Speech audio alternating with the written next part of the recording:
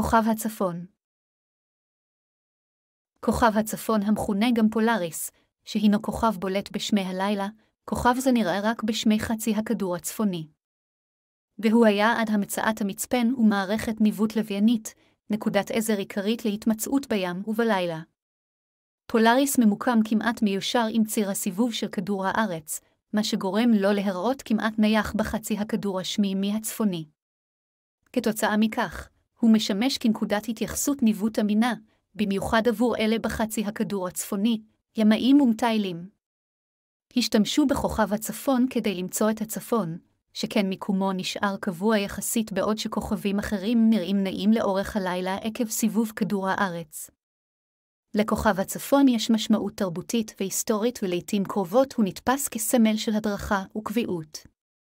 כוכב הצפון הידוע גם בשם פולאריס, נקרא כך מכיוון שהוא ממוקם בחצי הכדור השמימי הצפוני.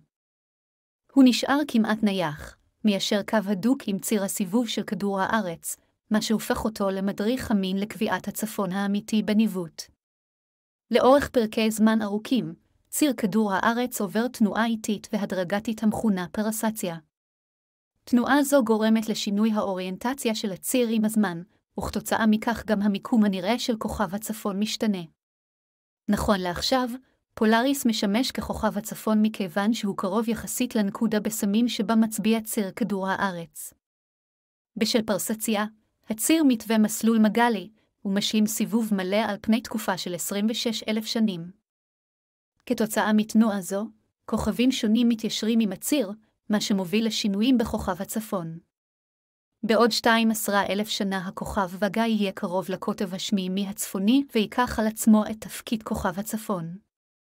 בטווחי זמן ארוכים במיוחד, גם כוכבים אחרים יחזיקו באופן זמני בעמדה זו עקב תהליך הפרסציה המתמשך. המונח כוכב הצפון מקושר בדרך כלל לכוכב פולאריס, אך חשוב לציין שפולאריס אינו כוכב בודד כמו השמש שלנו. פולאריס הוא חלק ממערכת מרובת כוכבים. פולאריס הוא הכוכב הבהיר ביותר בקבוצת הכוכבים אורסה מינור, והוא למעשה מערכת של 3 כוכבים. המרכיב העיקרי, פולאריס A, הוא ענק על צהוב, בעוד פולאריס B הוא כוכב קטן יותר ברצף ראשי. יש גם בן לוויה רחוק, פולאריס A, שהוא הרבה פחות זוהר ולא נראה בקלות ללא ציוד טלסקופי מתקדם.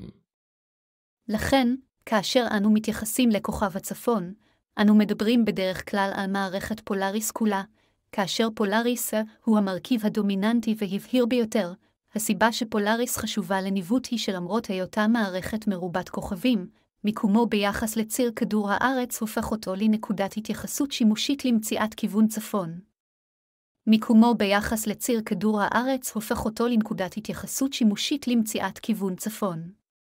משתנה קפאיד הוא סוג של כוכב משתנה פועם שעובר שינויים תקופתיים בבהירות ובגודל.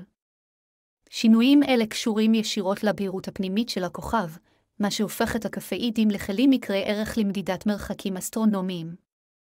המאפיין המרכזי של משתנה קפאיד הוא המתאם בין תקופת וריאציות הבהירות שלהם לבין הבהירות המוחלטת שלהם. יש קשר ישיר בין תקופת הפעימה של קפאיד לבין הבהירות הפנימית שלו, באופן ספציפי. קפאידים עם תקופות ארוכות יותר זוהרים יותר מאלה עם תקופות קצרות יותר. תקופת הבהירות עבור קפאידים היא כלי מכריע בקביעת המרחקים שלהם. להלן מתאר כללי של האופן שבו אסטרונומים משתמשים בקשר זה כדי לחשב מרחקים. 1. תצפית על תקופה. אסטרונומים צופים בתקופת הפעימות של כוכב קפאיד, ניתן לעשות זאת על ידי ניטור בהירות הכוכב לאורך זמן. 2. השוואה לבהירות. על ידי השוואת הבהירות הפנימית של הקפאיד עם הבהירות הנצפית, לכאורה, שלא כפי שנראה מכדור הארץ, אסטרונומים יכולים ליישם את החוק הריבועי ההפוך של הבהירות כדי לחשב את המרחק. הנוסחה לקשר היא D הוא המרחק לקפאיד, L הוא הערה הפנימית של הקפאיד, שנגזרת מתקופתו, B הוא הבהירות הנצפית, לכאורה, של הקפאיד.